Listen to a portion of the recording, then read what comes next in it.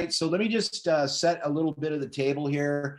This is not going to be an in-depth crypto webinar, workshop, that sort of thing. Okay, it's not what it's intended to do. You see, I'm not going to tell you what coins you should go buy. I'm not, holy smokes, there's so many options out there. It'd be foolish for me to try and do something.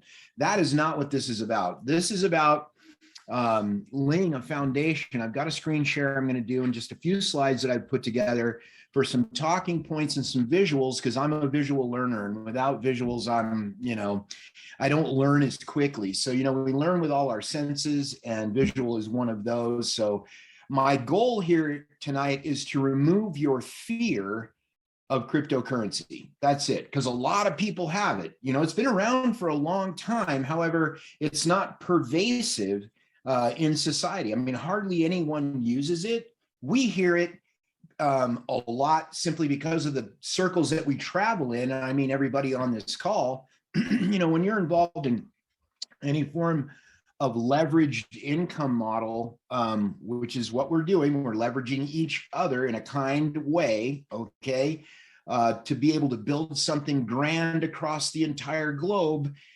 Well, cryptocurrency always creeps in, and there's great reasons for that. And I'm going to touch on some of those. And then this slideshow won't take long, although I do have a tendency to ramble on. Somebody punch me in the side of the head if I do, because I'm fascinated by money.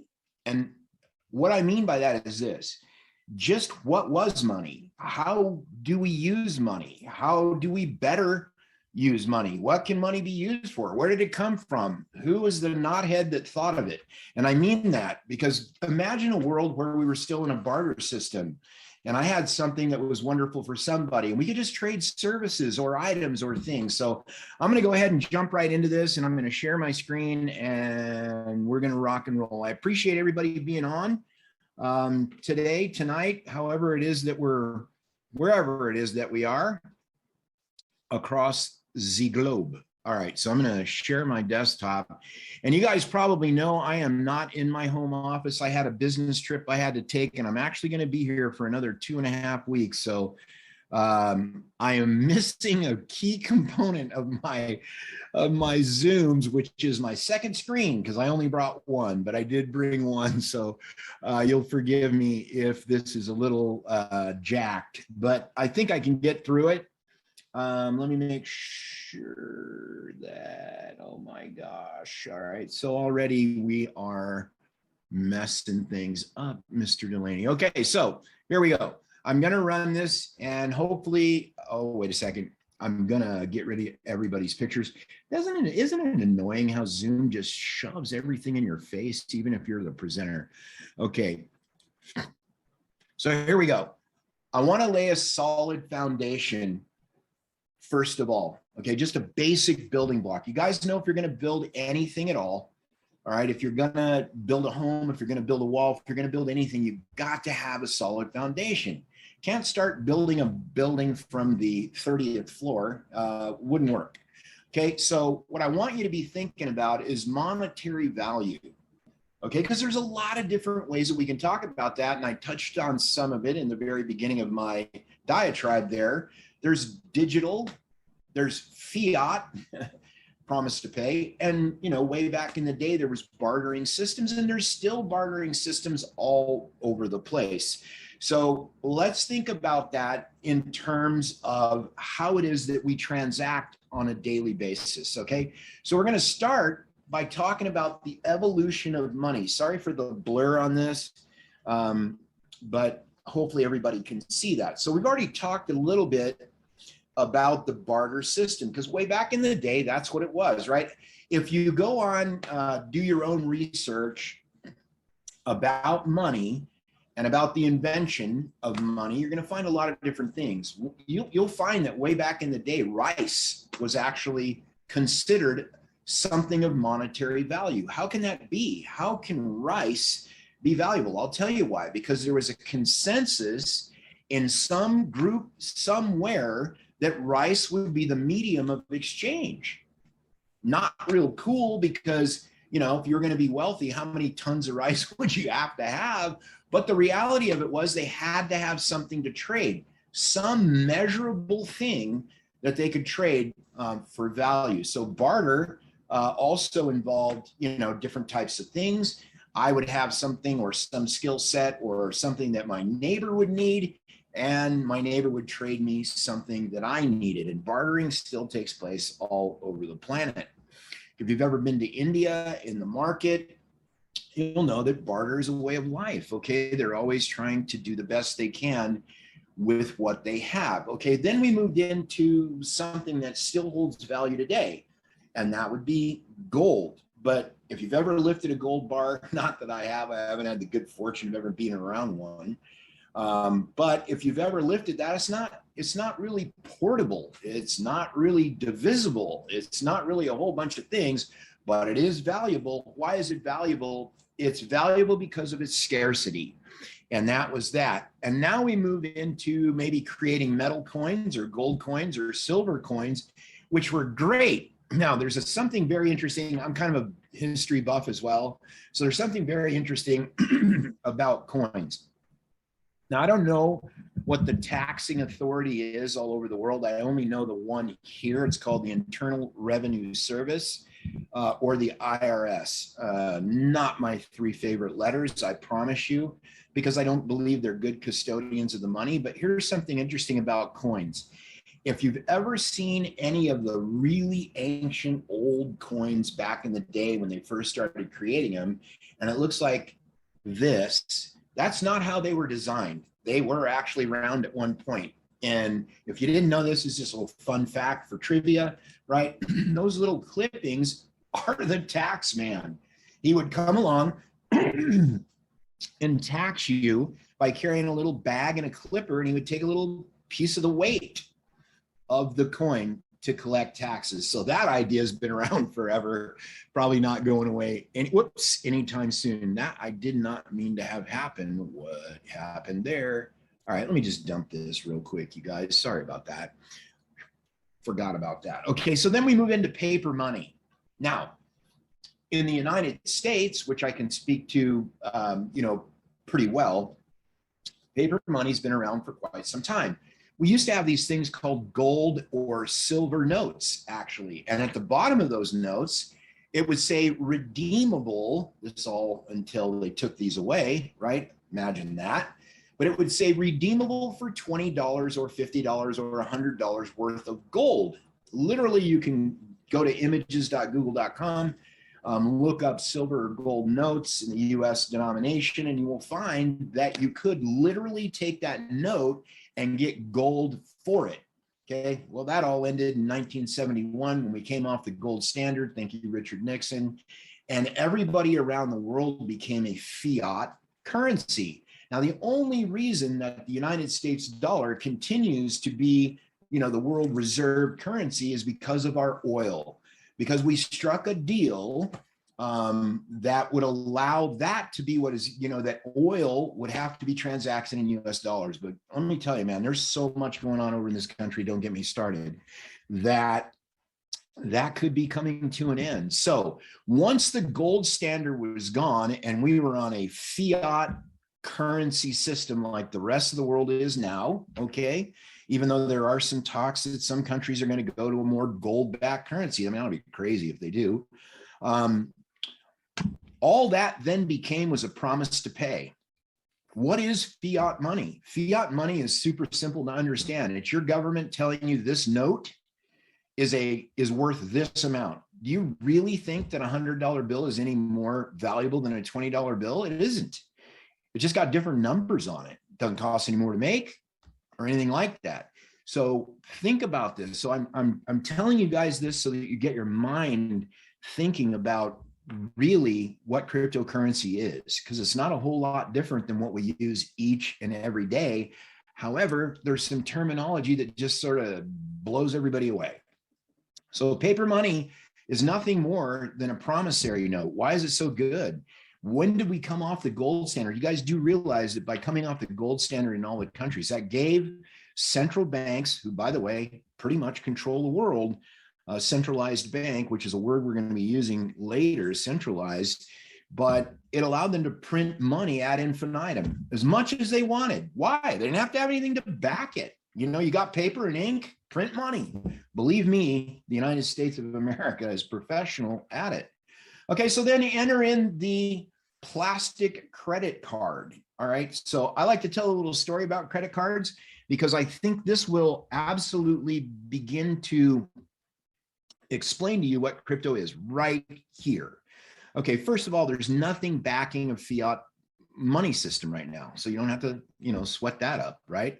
All right, now you got a plastic credit card. Is a plastic credit card really money?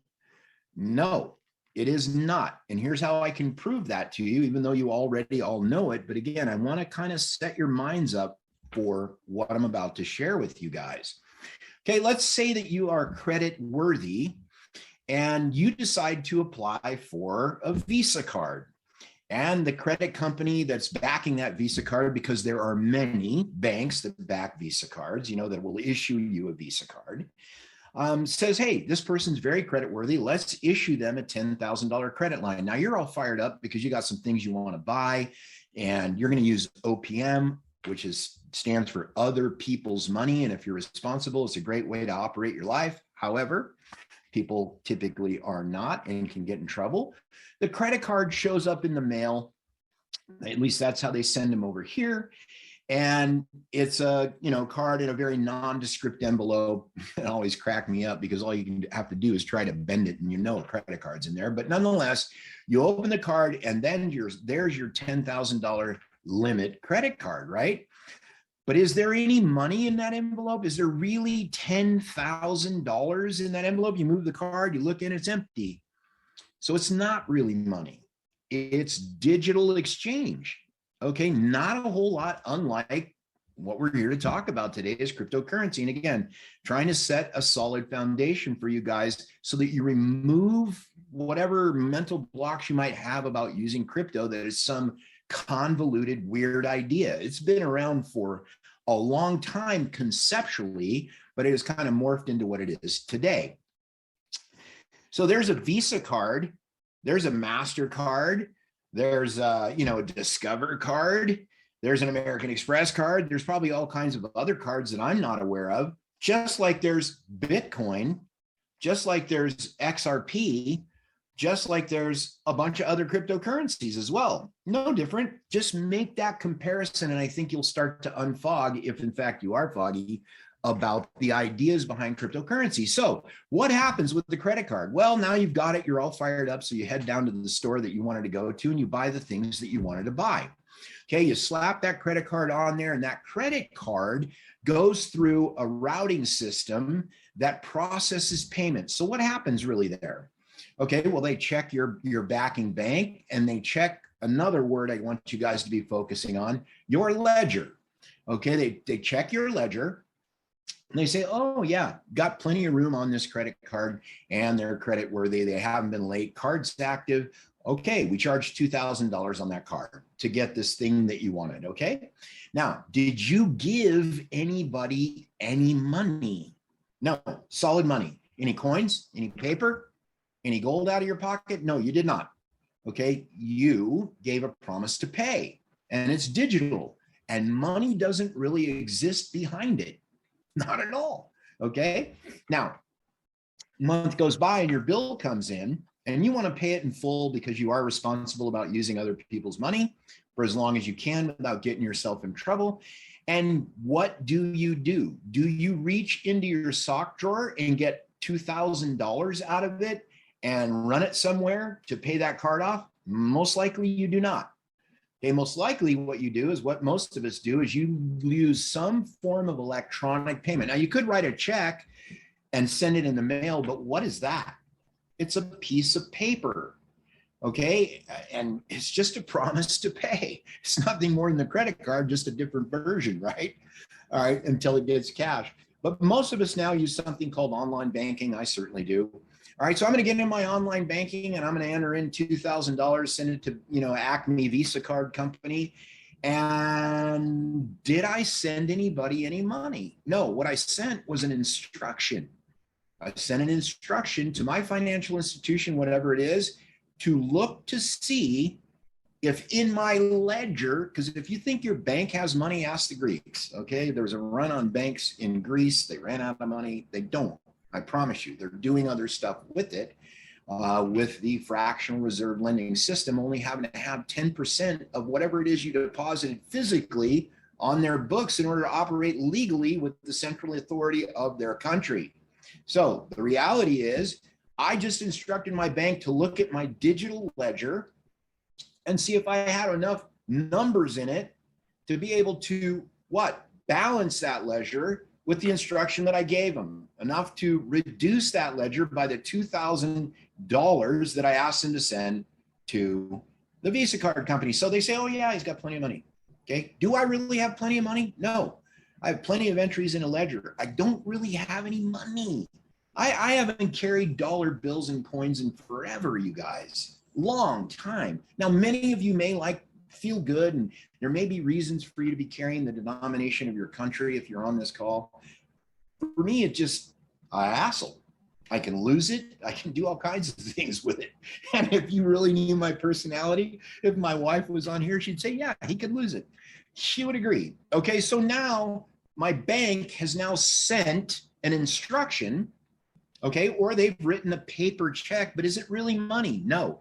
That gets to the Visa card company, and what do? They reduce what? Another ledger that says, okay, we're going to bump his ledger from 8 grand, because that's what it was, up to 10, because that's what it was before he made the purchase. Did any money trade hands? No physical money ever went anywhere. It was a series of ledger deductions and additions to facilitate trade. Boom. Done deal, game over. Enter in electronic money. What are we talking about? Maybe Cash App. I don't know if you guys have that over there. It's owned by, I think, no, Cash App isn't owned by Square. Maybe it is. Venmo, everybody knows about that. PayPal, okay? All of these companies that have banking charters so that we can do what? We can transfer a monetary value electronically, right? I don't know about you guys, but my cell phone is my unfortunately, it's my everything, because it does everything. Cell phones are not cell phones. They're handheld computers, actually with a more powerful processor than the processor that was in the lunar lander when the United States landed on the moon.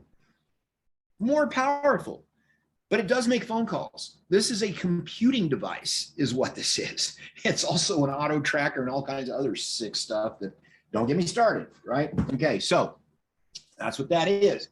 So now we have this electronic money idea where I don't need money. What do I need? I need a ledger. That's what I need. So what did cryptocurrency do when it came to fruition? Well, first of all, it confused everybody because of the terminology. So let's go ahead and just try to make some comparisons where you're going to see that the language of cryptocurrency is not that big a deal when you marry it to what you already know, which is simple banking. So everybody says, well, what's blockchain? You know, what is blockchain? Well, it isn't much, honestly. It's super important technology. Without a doubt, it's going to change the way business is done, and it already has. But I don't want you to get confused by the language of cryptocurrency. Like I just said, use terms that you already know about. So what am I talking about? Well, number one, everybody knows what a ledger is. Everybody knows. Okay, what could be a ledger? A ledger could be a spreadsheet. A ledger could be a book of notes.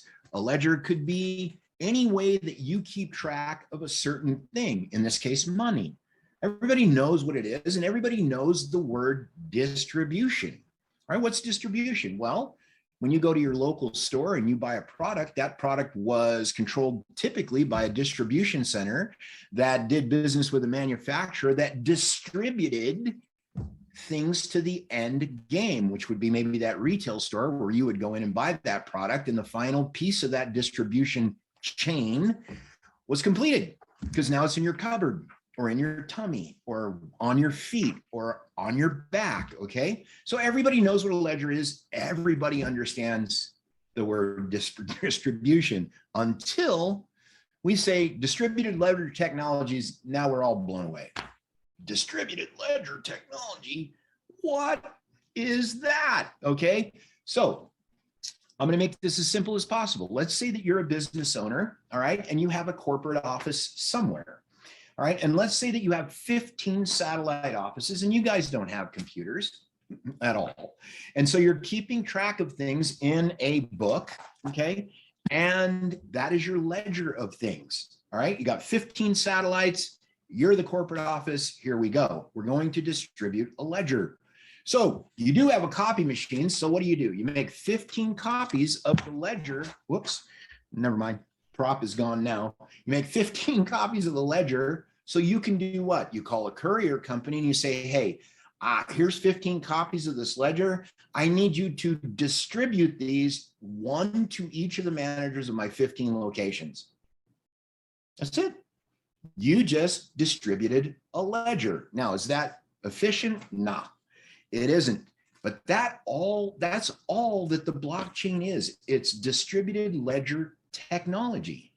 It's super simple to think about it. Again, when we draw analogies to things we already understand. The problem is that word crypto makes everything weird, cryptic, scary. Oh my gosh, all the stories that you hear around the water cooler, so to speak, about money that, oh my gosh, if you're using cryptocurrency, you're contributing to, whatever. It can be used for so many nefarious things like cash can't be. Come on, stay out of that mindset. Okay. So distributed ledger technology is super simple to understand. And now we need to talk about one of our favorite words in Gift of Legacy, and that's centralized. And all that means is it's controlled by a single authority. In a manner of speaking, it's centralized. GoFundMe, centralized. Okay. Our group, Gift of Legacy, decentralized. Okay. Why?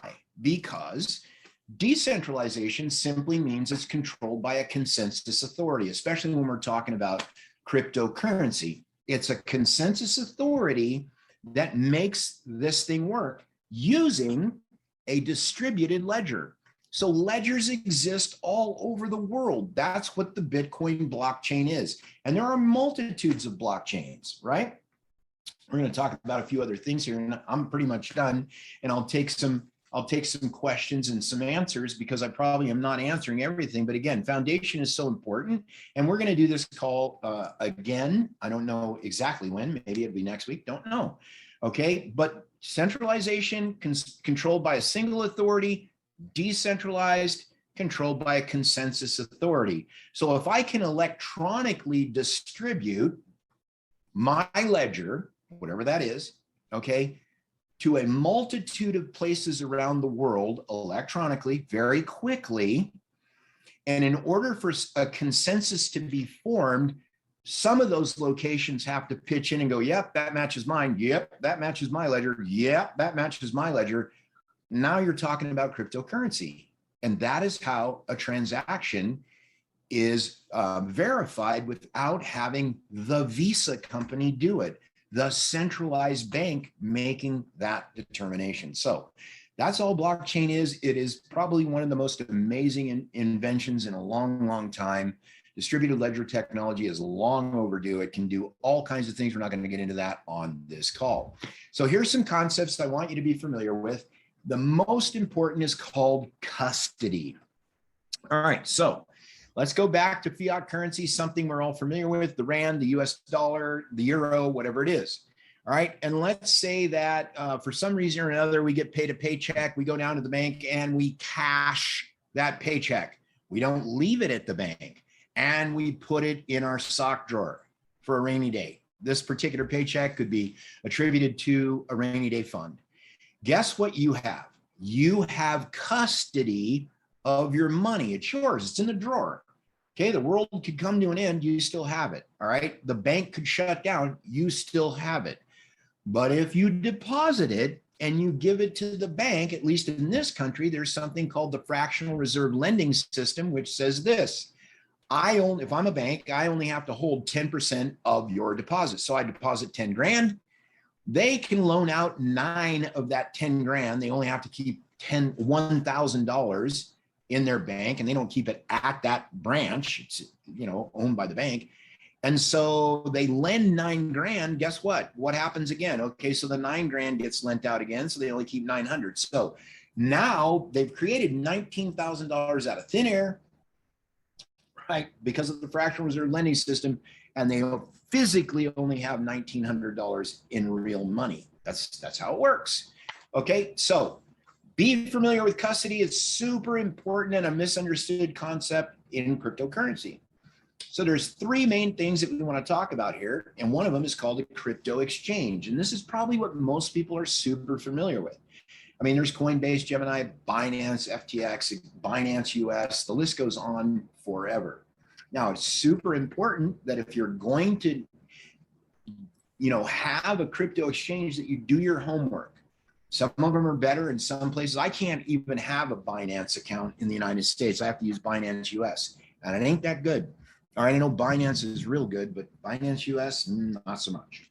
All right, so I personally use Gemini, and I don't like them either. Okay, but I like them better than Coinbase. I'll be honest with you. You know, the fact that I can't talk to a human being through all this just really irritates me. But I'm old school, as you can tell by the gray hair, the gray beard, or the white beard, whatever it is, right? So the crypto exchange is what? The crypto exchange is where you go, start an account, link your bank account, your fiat account, or use your debit card so that you can do what? Put some funds on that exchange, no different than a TD, Ameritrade, a Scottrade, or whatever it is that platform you may use, so that you can do what? Buy some cryptocurrency, which is no different than buying a stock. Because right now, at least in this country, you can't run all over the place spending, you know, oddball cryptocurrencies like, you know, Shiba Inu or anything like that, or Dogecoin. What are people doing with this cryptocurrency? Well, they're hoping to buy it at a good price, just like a stock certificate, and have it go through the roof, and all of a sudden they're the next crypto millionaire. Fat chance, but it has been done.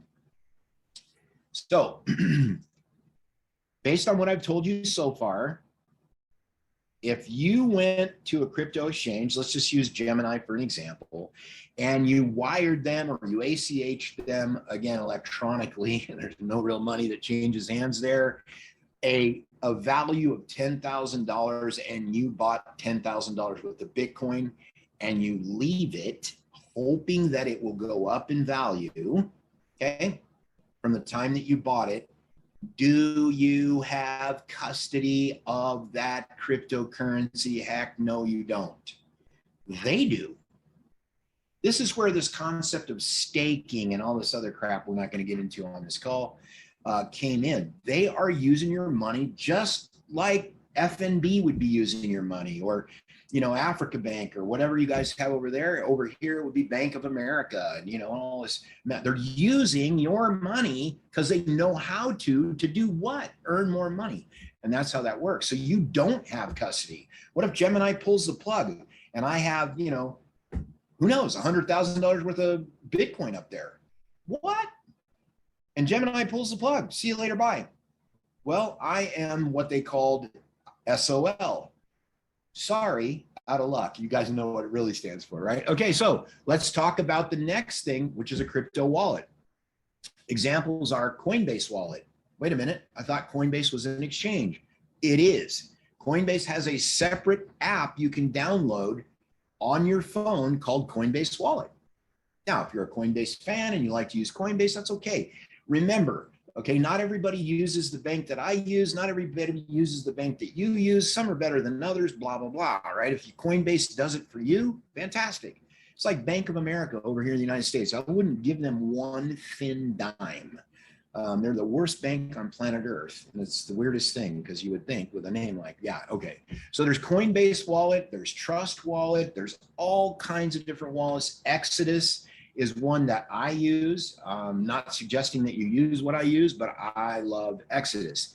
It has got to be the easiest thing on the planet Earth to set up. And it accepts a lot of different assets. Assets being what?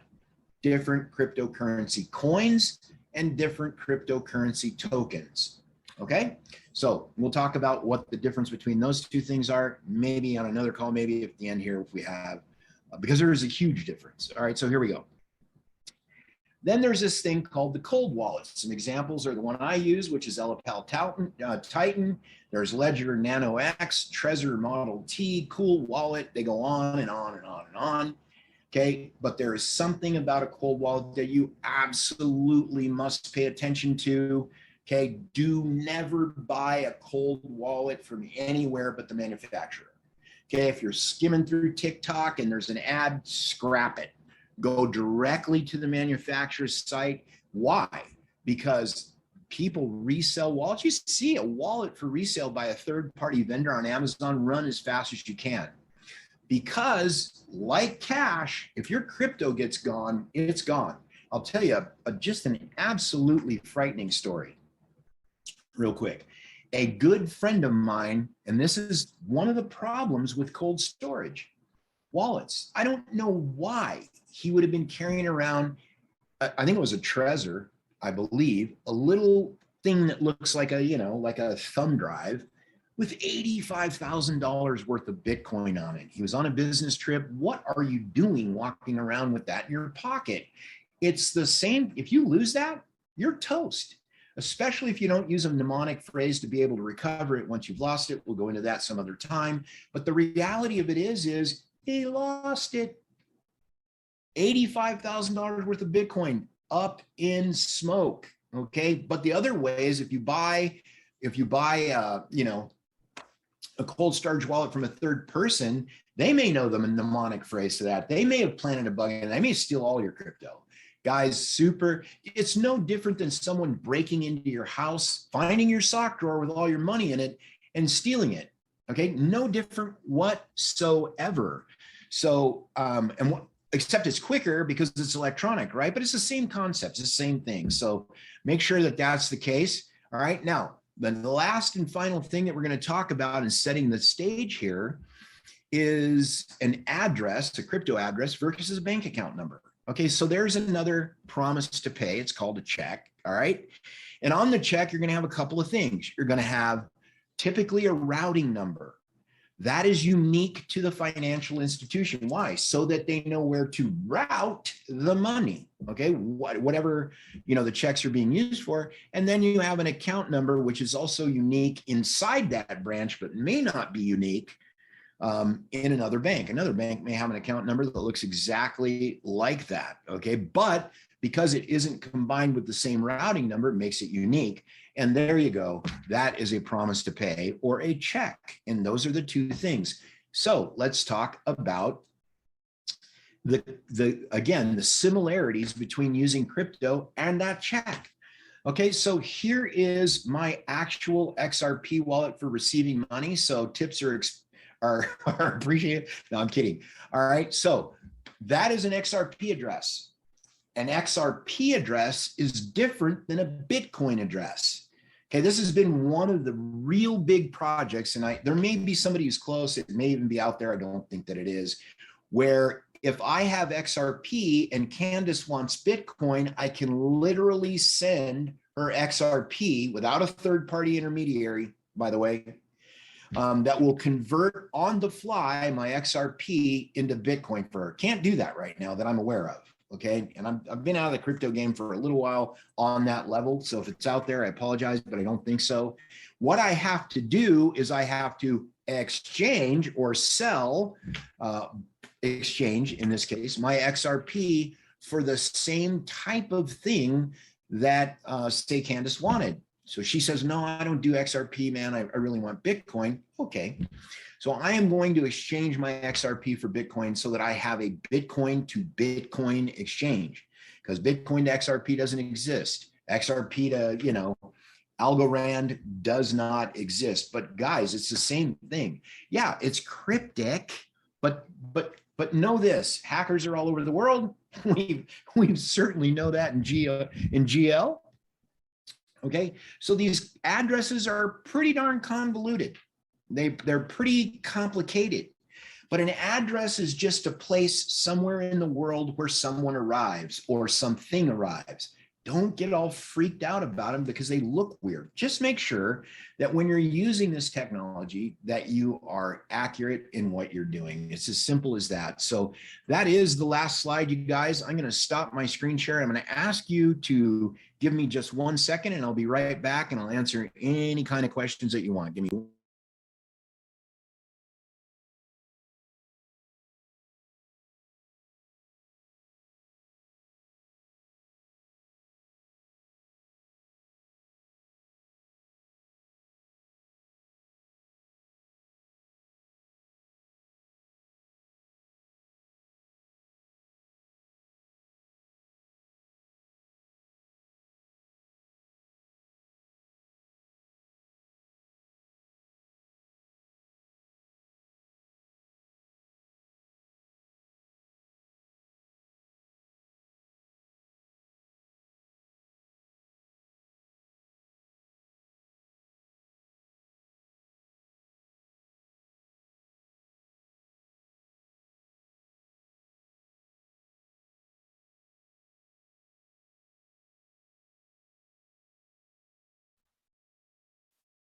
sorry about that, you guys. I am on a mission to drink a gallon of water a day, and well, you know the rest.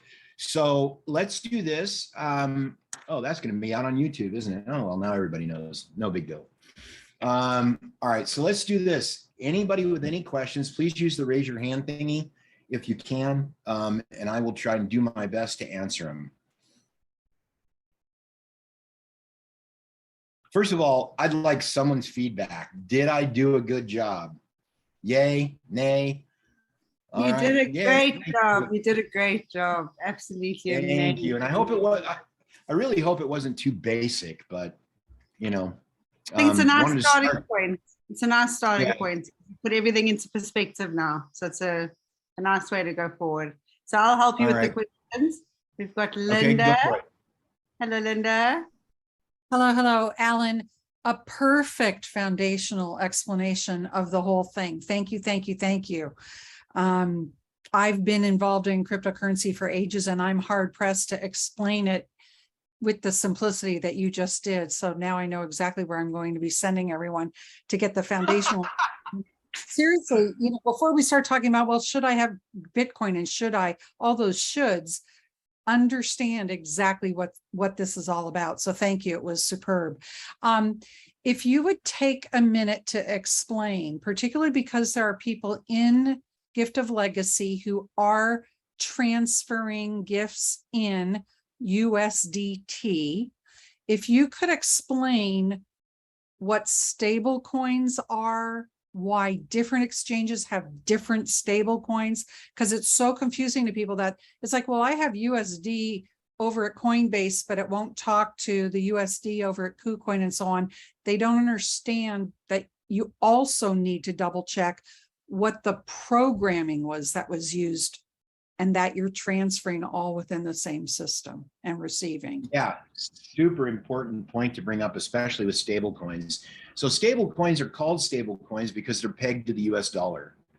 Pretty much that's it. They don't go up and down in value much. I mean, we're talking like thousandths of a cent. And so nobody measures that, right? But that's what a stable coin is meant to do. We know that cryptocurrency is anything but stable. We're going through a massive cryptocurrency crash right now, but markets are markets. It is what it is. So there are multitudes, literally, of different stable coins. All right. So this there was something I forgot to talk about too. So we'll talk about it right after this because it kind of falls into play. So you've got USDT, which stands for USD Tether. Okay. And USDT Tether exist on a couple of different blockchains, right? So the blockchain doesn't actually exist. The Bitcoin blockchain does, the Ethereum blockchain does, and so on. The smart blockchain, or whatever they call Binance's blockchain, does, but the doesn't exist anymore. It used to when it was only Bitcoin, right? And so you've got USDT and here's been the rub with the original USDT on the Ethereum network. Ethereum really just absolutely layer two'd the blockchain technology and really just did a whole bunch of stuff that Bitcoin's blockchain was unable to do. And so it got popular by developers, because literally look at the blockchain as the underlying platform on which all these things are built. It's like an operating system. If you're a Windows user, you're talking about Windows, right? Okay, if you're a PC user, I should say, you're talking about Windows. People build applications like Word, Excel, and so on and so forth to run on that operating system. Well, blockchains work the same way.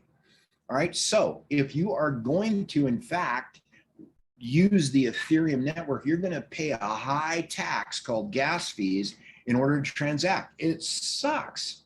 Okay. And it's just gotten worse and worse. Why? Because the network is congested. I don't think it's anything anybody saw. I'm not exactly sure why, but they didn't see it coming. So what happened?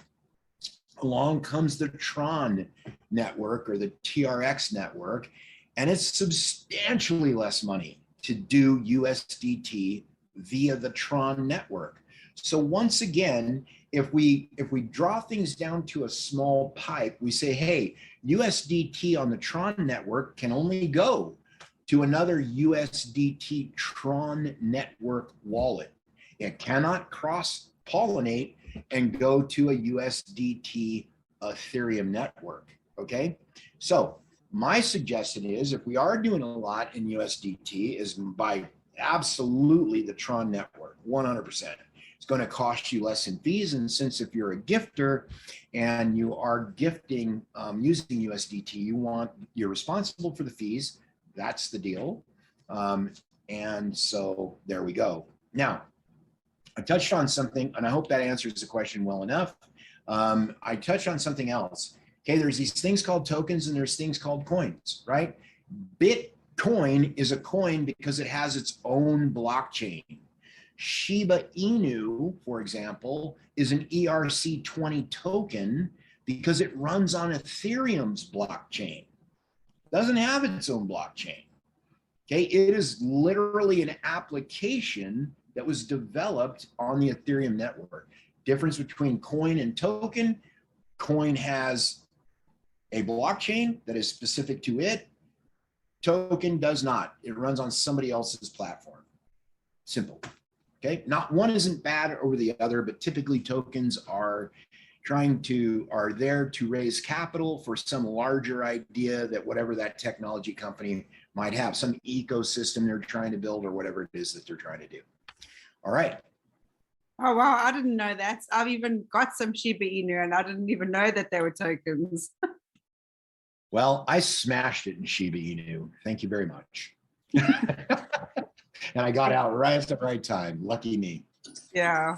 Okay, we've got Dr. Mumbi.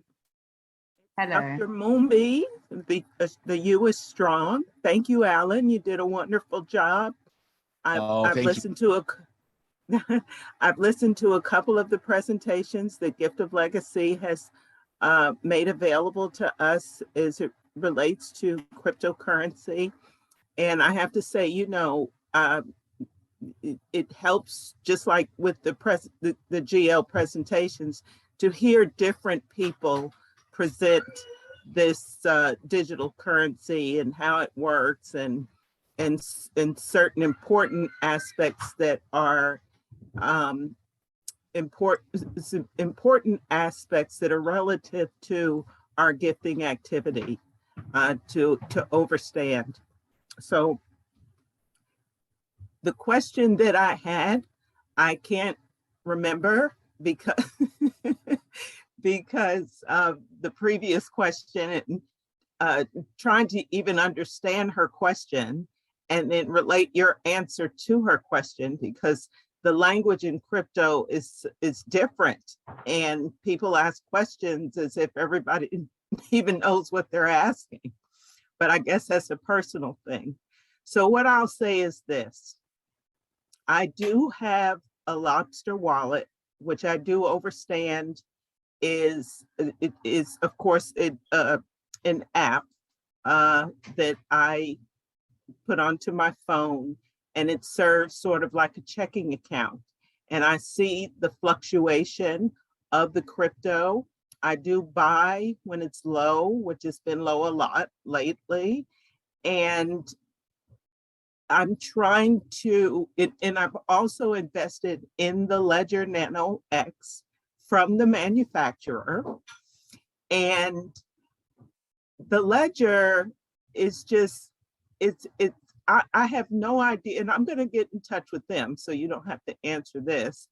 I have no idea how to add crypto to it, meaning I want to take my Lobster crypto and put it on my Ledger so that it's, you know, when it's high, it's to keep it. So, you know, like I said, I can't remember what my true question was. I'm just sort of sharing that, and appreciate you saying that it's best to get the wallet, especially the cold wallet, from the manufacturer. If I think of my question, I'll raise my hand again. But if you want to shed any light. Yeah, I do. You bring up some really valid points. Okay, so the only time that a cold wallet is needed if you're hodling, which stands for HODL, hold on for dear life. Okay, because that's what crypto is. When you're hodling, that's the acronym. And if like, for example, Bitcoin is a long-term play. I don't want to transact with Bitcoin. And when I do, we have something again in this country called Cash App. It's so simple for me to buy. So simple. I've been using Cash App forever. And I can buy, transact, and send cryptocurrency in Bitcoin. That's all they do on that app, in a matter of 5 minutes. So it's very cool. Yes, I'm awesome. In Georgia. Yeah. Okay. So you know what I'm talking about. Cash App's fantastic, right? So, however, there isn't, if you're going to have a currency that you're going to transact with, a cold wallet's not the idea. Okay. But only keep enough on an exchange that you can transact with. So that's why I love Exodus. I don't know how much money I have at Exodus. I mean, it ain't what it used to be. I can tell you that much. But the thing is, you can transact without having to plug your Trezor in or your Elipal or whatever cold storage you are, uploading it, and all that kind of mess. So they both have their places. So long-term hold, definitely get it off the exchange. You don't know what a year from now looks like. We have no idea. At least you'll have custody of it. And so that's what's important. So yeah, hopefully that helps everybody. Yeah, thank you. Did you think of it? No, I didn't know. Thank you. Okay. Yeah, I'm just going to get in touch with the Nano X people and find out how to transfer, if it's possible to transfer from Lobster to Ledger. Okay, so, all right. No, you just brought up another point I meant to touch on, but there I was going down the rabbit hole blindly. Okay, this is important when you pick out your cold storage wallet. Okay, make sure that it allows for the assets that you have. Because I might give you some bad news here. It may not be bad news. Okay. So like the Elipal Titan that I use, sadly, I thought it held all my cryptos and it does not. So, I'm currently thinking about a different wallet if I can find one. And I don't have that much anymore. I used to have a boatload of different stuff, but I've sort of pared it all down. And so that's important too. So when you're choosing the device that you want, make sure when you look into whatever it is you're using, crypto.com or wherever you have your money right now, Binance, the money you want to move off of that exchange into cold storage, make sure that wallet deals with it. Because the minute I got mine, I'm like, hey, trial by error. At least you guys can benefit from my mistakes. So yeah, that's important. They may not carry every coin/token that you want to move off. Okay. Yeah. Well, I just like I said, I downloaded or uploaded the Lobster wallet app onto my phone, and I've been purchasing lumens here, and there's nothing on my cold wallet because when I've tried to work with it, I can't. Every time I plug it in, it's like set it up, but it's set up. So yeah. It's $150 that has done nothing for me so far. Okay, thank you, Alan, once again. You're welcome. You're very welcome. Anyone else? Looks like explained everything perfectly. Either that or everybody's like, yeah, knew all that already. One of the two. Either is fine, but you guys, so like I said in the very beginning, laying foundations is so very, very important. It's like, you know, I'm very brand new at gifting. I've never been involved in it. A few years ago, a guy approached me, and of course I had my hard hat on and I didn't listen. I did eventually become a participant, but man, and this is so true, and I'm kind of getting off topic here, they never got it off the ground. Because I can tell you this, so in another life years ago, again, my fascinations are also my issues. I became fascinated with the World Wide Web. I wanted to learn how to build websites. Websites became applications. Lo and behold, I worked myself up to the chief technology officer of a $30 million web development company, and we're off and running, and whoa, right? And that's how I found out about crypto so young, because I had a bunch of guys with way larger brains than mine, and they brought it to my attention at the very beginning, and I thought it was a cute idea. Oh boy, let's not go back there. But, you know, I forget the point I was going to make. Here I go, going having an old man moment. But the thing is, you know, laying a foundation for all this stuff is super important. We can go down every rabbit hole. We can talk about staking. We can talk about anything you want to talk about when it becomes appropriate. But here's what I've found. Oh, I know what I was going to say. The amount of coding that has gone into the platform that we're using. Remember this, man, I'm emphatic about this. Free. There's no skim being taken by the application whatsoever. It isn't a custodian of money whatsoever. You guys understand what an amazing gift this is? And I know how much money it costs to do stuff like this.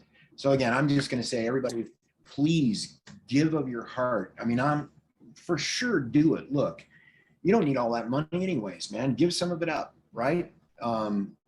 Candace is nice, and she says if everybody would, you know, give $1, well, we already know the 80-20 rule, so it's going to have to be more than $1. If you have it in your heart to give, you know, I don't know Hercules. I've never met him personally, but man, what an amazing thing this guy did, shouldering the expense for something to create something that's bigger than he was, right? And all the work that has gone into this, it's a solid effort, I'll tell you. And to maintain it, solid. Be patient. You know, when code changes, things get wonky. I promise. It just happens. It's just the way that it is. So be patient with all of that, but we're truly blessed on all that. So it looks like we are up on the hour. Anything more from anybody? Well, I'll just add that since we've been speaking about the gift of legacy, graciously givers movement, and since we've been saying all we need is $1 from everybody, over the last couple of days, we've actually received $1,001. So how amazing is that? Nice. Yeah. That is awesome. That is Yeah. awesome. So start talking about $10 and you'll probably get 1,000 of those too, and it'll be better. So there we go. Yeah, so thank you all for donating. And yeah, it just shows you that $1, if everybody gives $1, will go a very long way. So I'm just going to put the website in there. I hope that that's right. And yeah, thank you, Alan. I look forward to the next phase 2, where you can go a little bit deeper, and we'll work out when that's going to be. Yeah, well, I'll leave you guys with one last thing before we go. Okay, it is imperative that you learn how to do this, because when gifting becomes $1,600 and $5,000, it's going to be substantially easier than using Wise or PayPal or World Remit or anything else. Faster, easier, better, less fees. This is one of the reasons that, you know, this is one of the use cases for crypto, was cross-border remittances without, you know, a central authority having to get their grubbies on it. So that's the deal. It's going to happen. And we all know how bad we each want to be a platinum legend. Me for 5. Okay. I want to be a 5 platinum legend. All right. So not that I'm greedy. I just got a lot of good stuff to do with money. So anyways, be blessed, everybody. Have a wonderful evening over there. One day I hope to get over there. Yeah. So there we go. Peace. Take care, everybody. All right. Bye, everyone. Bye.